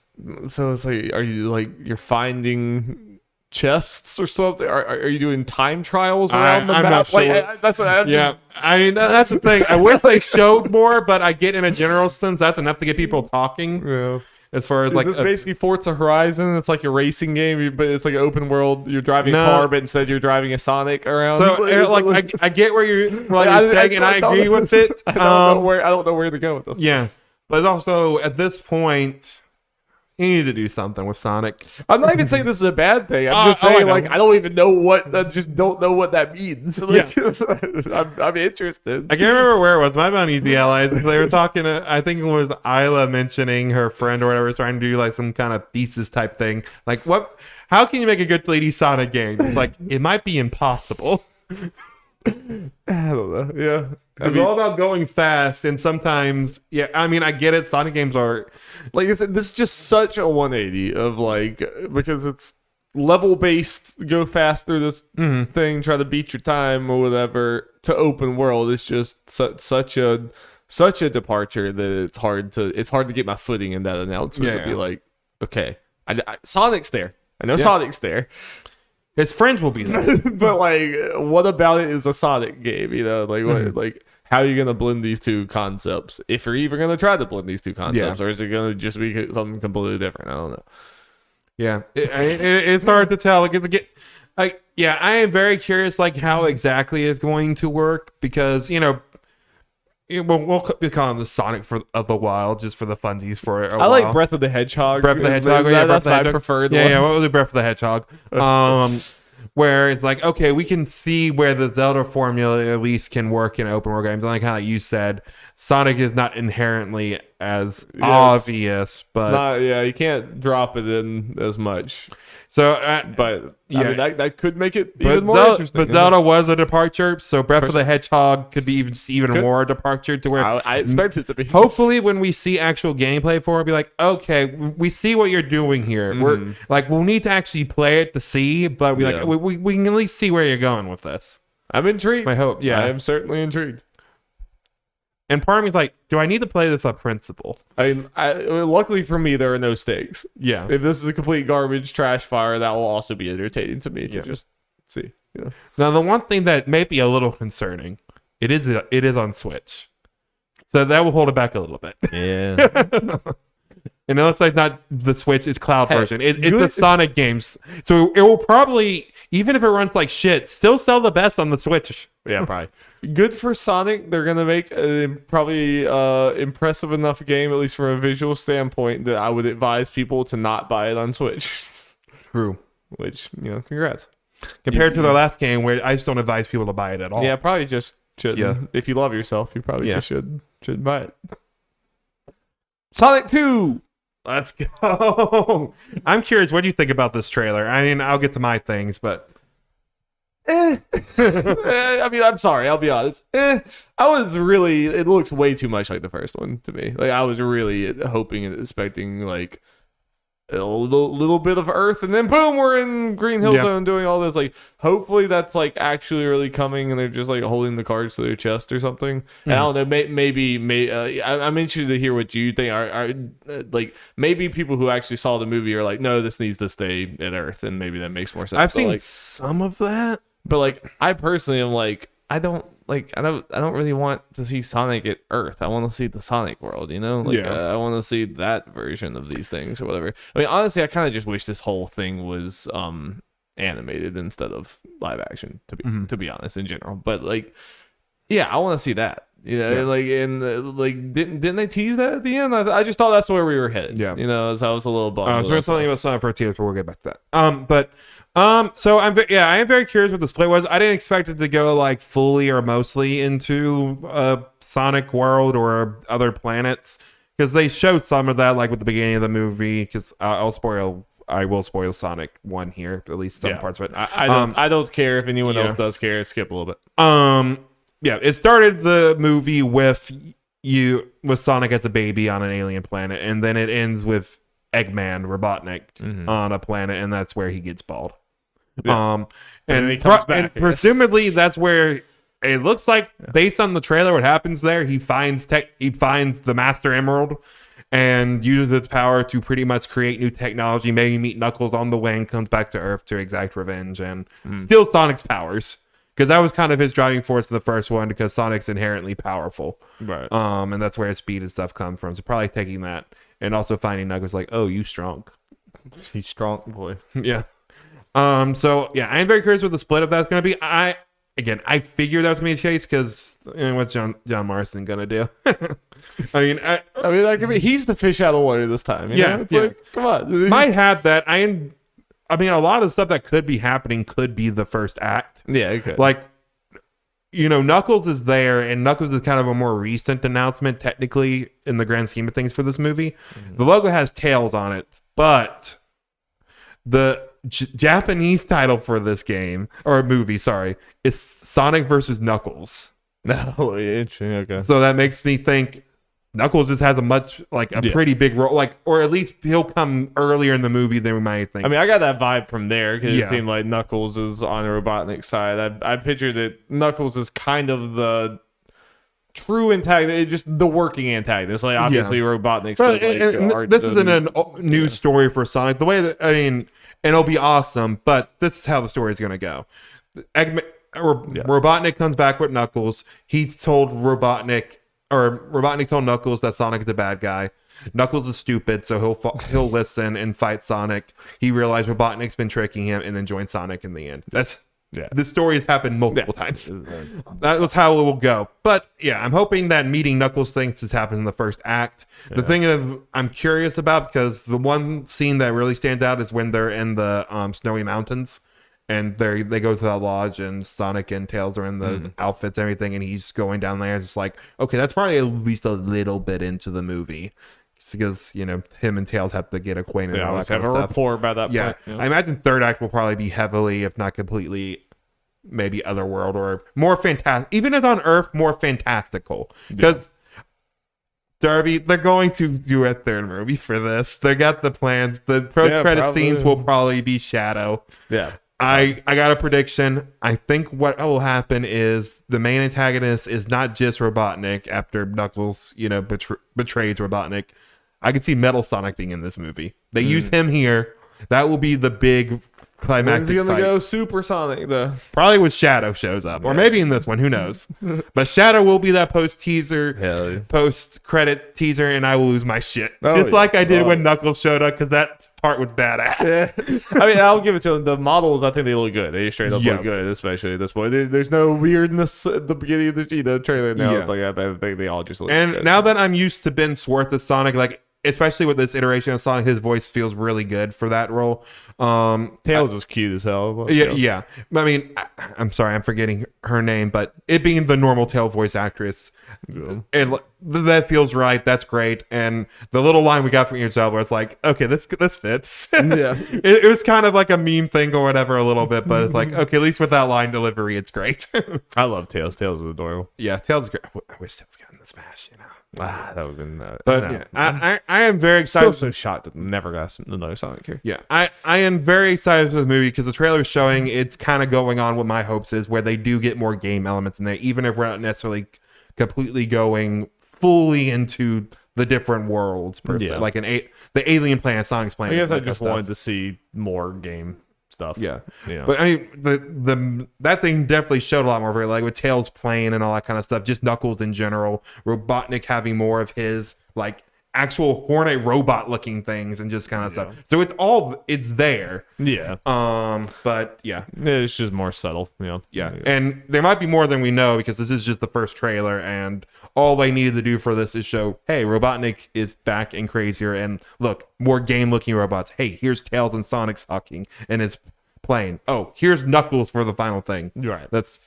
Yeah, it's just a weird one for me because like I don't really have a whole lot of Sonic nostalgia. You know, Yeah. I enjoyed some the Genesis Sonic games, but I didn't play like any of the other ones really. Aside from I didn't play Shadow the Hedgehog. I mean, I only play quality Sonic games. the best. So you know, I don't really have that. So it's like, you know, I don't know if I'd ever be like super interested, but it looks like a that's fun fair. time. And it obviously already clearly has like a lot more interesting elements than like Detective Pikachu ever did for me and everything. Like, Yeah. I thoroughly believe I would enjoy this game more, this movie, both of these movies more than I think you enjoyed would. Yeah, I think Detective if you go in with Pikachu. our expectations, you'd enjoy the movie. Like, it's nothing fantastic. Obviously, I'll get more out of it as a Sonic fan. But Right. I mean, and if we had an equal level of quality like Sly Cooper movie or something Yeah. like that, I'd be losing my mind. Even if I was like, yeah, it's a very, you know, kind of cookie cutter kids movie, but it's fucking Sly Cooper. It's good. You know, so I'd be like, oh yeah, one final thing before we move on from Sonic. For Sonic Frontiers, they announced Ian Flynn is working on the story for the game, who writes some of the comics that are apparently really good. So that gets me a little more excited that he's someone who's good writing Sonic stories. And I looked, and his Sonic comic run is free on Comixology Unlimited, so I'm going to be reading that soon. very nice. Let's go. Yeah. Obviously, excited as hell for the movie. Cautiously optimistic for Frontiers. Yeah. All right. We're going to do quick rundown of these other announcements. Yeah. Probably Yeah. Mostly talk just slightly a mention- little more about some than others. Probably not too much. Yeah.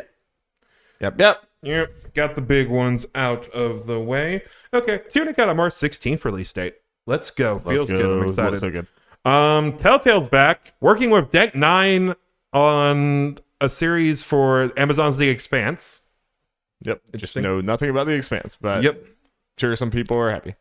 Monster Hunter Sunbreak got a new trailer showing some new NPCs and all that. Looks like maybe going to a more English inspired place. Ironically, Sunbreak, and they're going into an ice area, aren't they? Or am I thinking of something else? There was something that they went to an ice place. Maybe it wasn't Monster Hunter. Maybe I'm completely thinking about something. I don't know. You might be right. I don't think it's like all ice. It I might thought be they were like going an to an island that like it looked icy. But maybe You it was might be right. I don't remember much of I that don't trailer. know, though. I wasn't really paying that close to. Annapurna Outer Loop announced Thirsty Suitors. Looks like an interesting game. Yeah, art style's a little weird. Makes you a little jink. Yeah, it looks very budget, but it's cute. Atlas likes to hurt me by having like, oh, you never see this common Atlas logo and it just being Persona 4 Arena Ultimax coming out March 17th. For it to the current gen thing, which is cool and everything, but Persona 5 Arena. But also, where's Persona 4 on this shit? Yeah. Again, the spin-offs are coming to Switch and all the current consoles. Then P4 still only came to PC, right? That was the only thing it came to. Yes. Don't understand.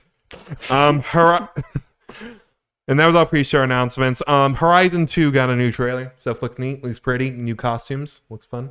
Yeah, I knew that Horizon was shown, but I was doing something during that. I do not remember anything from the They trailer. were talking to Alex. Maybe I was talking to Alex. Because yeah. You I don't weren't. know if I'm gonna play this game. That's the vibe I've been getting from I you. don't know. I don't Because think you I never am. bring it up. I don't think I am, which is bizarre. But I don't know.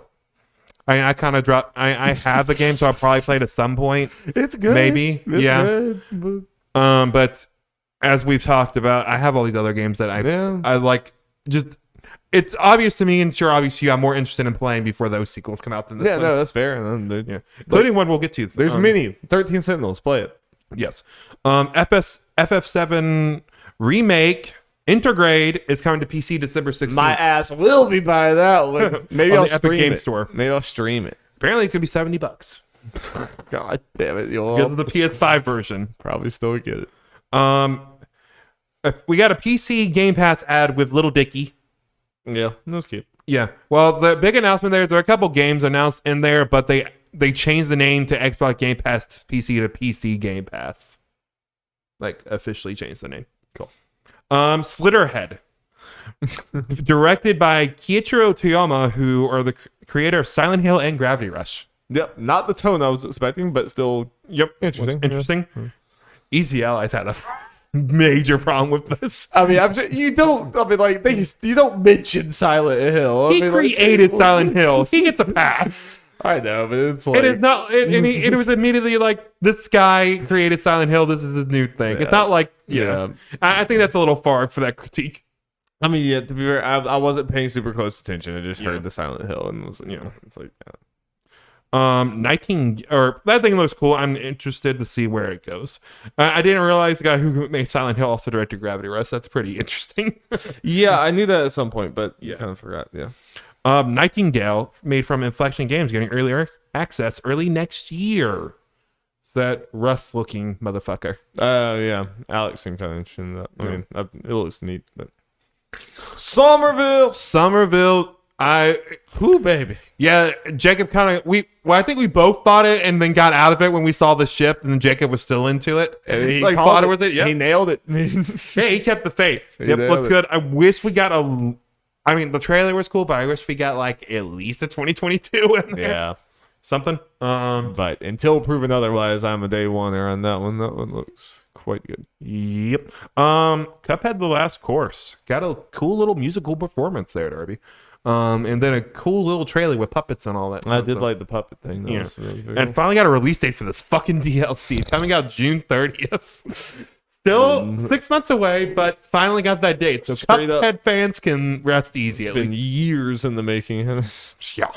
I'm curious because I showed a good many boss fights. If this is just kind of like one of those DLCs, that's still gonna be a DLC, but kind of like a new game. It's basically a sequel. Yeah. Kojima introduced Del Toro's movie. That's Kojima thing. Let's go. Not bringing the goods. Those are not bringing the goods. Chia, I think that's how you pronounce it. Chia. Coming spring 2022. This game looks pretty jolly. Which one was this again? That's the one with the little girl who can like go into the turn into like a banana and a lamp and shit. Yeah, the lantern and shit. Yeah, and has vibes for like a whole bunch of different games and stuff. It did look cute. Yeah. Got some jolly. Apparently, a Sony game. No, there was a PlayStation logo before that. There was. They have marketing rights because it's been out of State of Player 2. No, okay. Looks nice. Forspoken, Darby got a release date for May 24th. I'm really excited about this game. Yeah, I'm very excited about this game. This is another one I have to be proven wrong. As of right now, I really like that main protagonist lady. She's really fun. Particle effects, fucking crazy. Yep. Weird stealth stuff in here.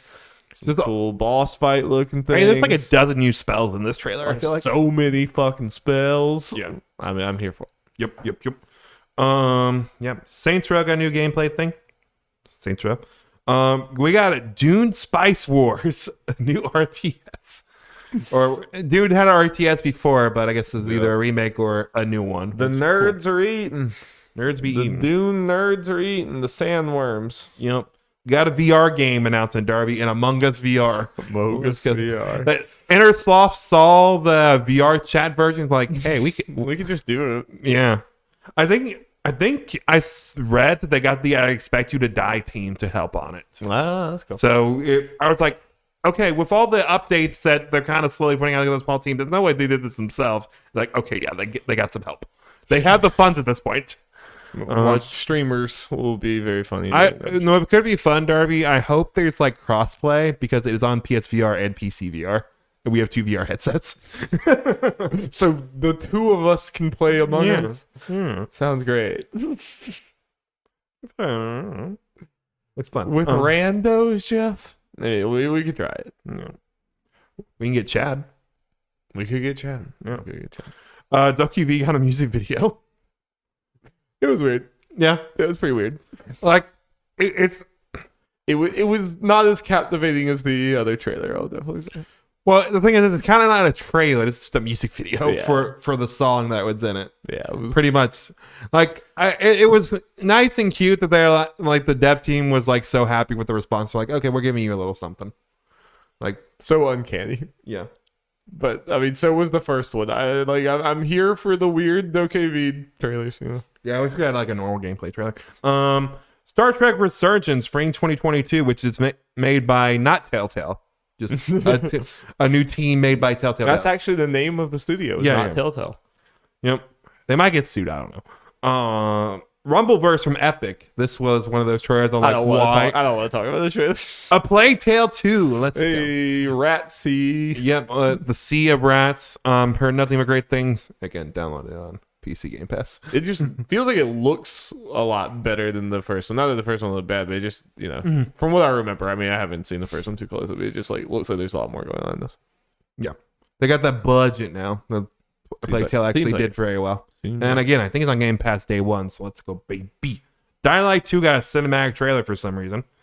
Seen that game too many times. Yeah. Come out. But and you now do a cinematic? Okay. Yeah. Crossfire coming February 10th for, cool. Yeah. Yeah. Turned down for what? The Halo show got a trailer coming to Peacock. What'd that do for you, Darby? My Peacock. Was a little bit of a generic trailer. Lots of just zoom ins on people looking sad. Yeah, fair. I mean, visually it looks nice. Yeah, Like at the very least, it's nice to see. Okay, it has a budget. Yeah, and I do think Halo, of all the video game things or whatever, like it, like directly, you see people wearing Halo Spartan armor and it doesn't look goofy. I mean, like it always could be a show. It's like it's not one of those that you don't even have to adjust for a moment. It's just like. No, live action Halo, sure. It just makes sense immediately. I just think there was nothing about the trailer that was like The Witcher kind of was like jumped out to you with something. Like there was nothing really here that was like, it's Halo. It looks like Halo or whatever, but like it, yeah. So not bad, not great, just kind of there. I could see it being really good. It could just be a okay trailer for what's a good show. Yeah, they even call it like this is kind of like a sneak preview, whatever. Yep, that's what it is. Elden Ring cinematic trailer. Looks neat. Pot friend. Yep, pot friend. Yep. Whatever the trailer, whatever. I'm just interested. Very cool stuff. Some people are thinking this is probably the opening cinematic for the game. Yeah, I do. That's why I don't get super excited about that because it's just like didn't it was there. It was fine. Yeah, it's just Arc Raiders from X Dice Devs. What was this? Oh, this is the really weird music choice. Yeah, it was like the pop song playing while this like dramatic military thing was going on. Mm-hmm. Well, that could be cool. Not something I'm probably gonna play. No, it is free to play, so we might try it for the funsies. Yeah, didn't really jump out to me. Yeah. Then the Matrix shit got a Matrix Resurrection little thing. Okay. Mm-hmm. All right. I barely remember the first Matrix stuff. Yeah, and I never saw any of the other ones. I've seen them all. Somehow. So are you excited for this upcoming one? Not particularly. I mean, okay, if I hear good things, I might watch it because it's going to be on HBO Max day one. Okay, I didn't know that. So that might be a thing. Like, I just happened to see the Halo. Like, the first Halo Matrix is great. Yeah. The other two, I'm kind of with other people where it's like, that they're okay, if not underwhelming. Yeah. Especially in comparison. Because first Matrix is a masterpiece. But yeah, especially for its time. And then Matrix Awakening, which we talked about, which was neat. Yep.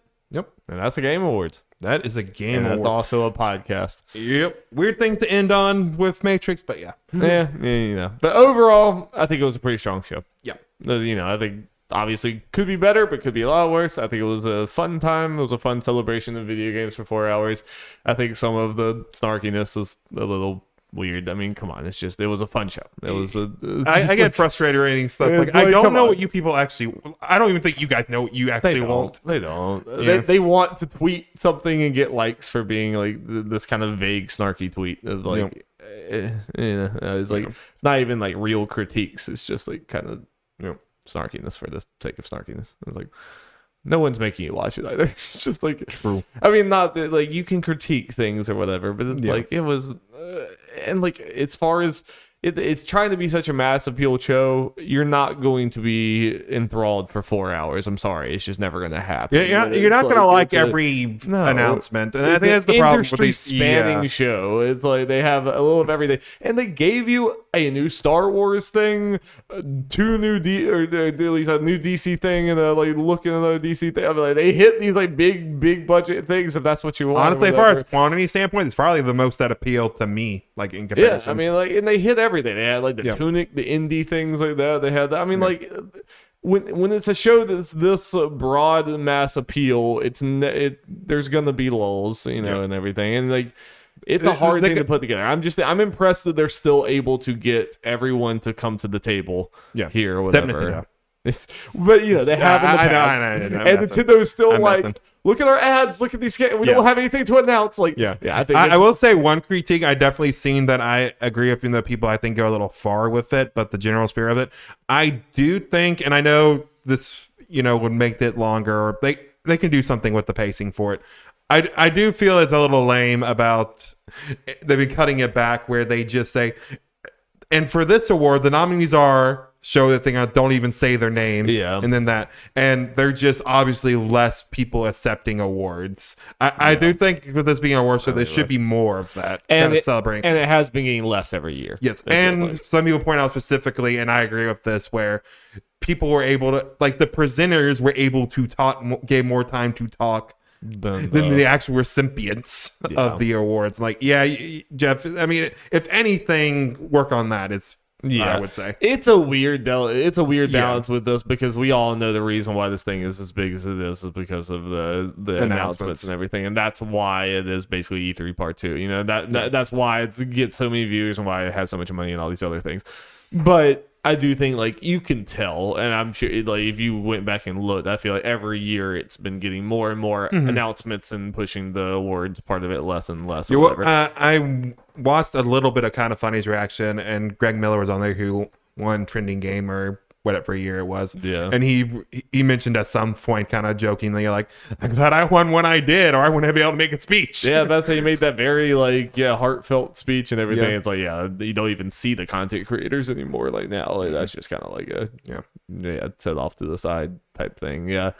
And the fact that, like, now they're not even reading the nominees anymore. Like, they used to read off all the nominees or whatever. Now it's just like, here they are, here's the winner, bye. And it's like, there's a balance, because I know it's not going to be the Oscars, nor do I want it to be necessarily where it leans too hard into that, because I do care more about the announcements, whatever. But I do think that you still need to keep the heart of it being a celebration of games. Joseph Fares winning that game in that moment is a great example, in that we don't need to only have that moment for Game of the Year when like the person wins there or whatever. Like, you can have, like, we've seen people like have very emotional moments, and all these other, like, for all these awards can have, you do need to still be able to have the heart of what we're all here for outside of just the marketing thing. So I do think that is a a good note, I think, for that. But overall, I recognize that this is a fucking hard thing to do. It's a very hard thing to do, a hard thing to pull everyone together. He still has to make money with these things. He has to come to bat, even with the whole, like, Activision, everything else like that. I mean, like, he has to make all these companies come to the table here and have the money to do it or whatever. And we've seen with almost every major video game company has some controversy or scandal on it at some point. If you didn't work with every company that didn't have a scandal, you would not have. Yeah, I've seen people like calling out because he had that little speech at the beginning of the thing, being like, "Why don't you say names?" And even people say Activision, but some people are like, "Yeah," and then you should have named off all these people. It's like, you want him to blacklist like half the enders, right? And like, you should also go yell at E3 for having these people. I mean, at some point, or Nintendo, Sony, and Microsoft for even employing or having their games for any. At some point, we are in a capitalist dystopia. Yeah. I mean, every company has voice your displeasure in a general sense for this stuff, but attacking Jeff in particular. Yeah, and I hate the helpless feeling. I know that everyone, like, you feel like you're supporting a monster no matter what you do at some point. But, like, it's definitely, there's a lot of throwing stones when you don't really have a good solution yourself. Yeah. And you would be equally as mad if, like, I mean, because if he did that, the Game Awards would tank. If he did everything you're saying to do or whatever. I mean, it's hard. I do think this is kind of a longer conversation we probably can't have here. I think there's some of the mistake. The mistake, honestly, probably was the Konami call out. Because once you do that once, then everyone's like, okay, well, you called Konami out. Why aren't you calling them out or whatever? Yeah. And that's a vicious cycle. And that's why journalists stay partial. He's not a journalist, but this is why you do that. This is why even when it's like this is clearly bad. Why aren't you saying something? Or it's like, well, because if I say this, then it's like, then you're inconsistent because the next thing this happened, and then you have to do this, like. So the thing, even though it was his friend, even though it was Kojima and everything, that was probably like, you probably should have just stayed the course and go on. Even though it makes you mad, you probably should, because that's what kind of unlocks the floodgates, which I do think it's a little different. It was his show. It was his show that Konami like literally was blacklisting him from coming for. Like he had some personal thing there. It wasn't necessarily like, I'm going to get here and talk about my political beliefs. It was like, no, they didn't let him come to my show. What the fuck? You know, it's like, they didn't allow my friend to come to my show. Yeah, like there was some stuff there. So I can see that it is different, but it definitely does open you up for that type of thing. You know, again, it's hard. I would want to stand up for my friend too. So, yeah. So, Jeff, I appreciate Jeff, and I appreciate these shows, these awards, and everything about them. Indeed. Well, thank you guys so much for listening. We'll be back next week, probably talking a little bit more Halo and some other things. It'll be fun. Indeed, might start Deathloop next to my You list. might start for Deathloop? Goaty Oh shit! preparation. Where will it land? Let's see. Who the fuck knows? Who the fuck knows? All right. Peace. Bye.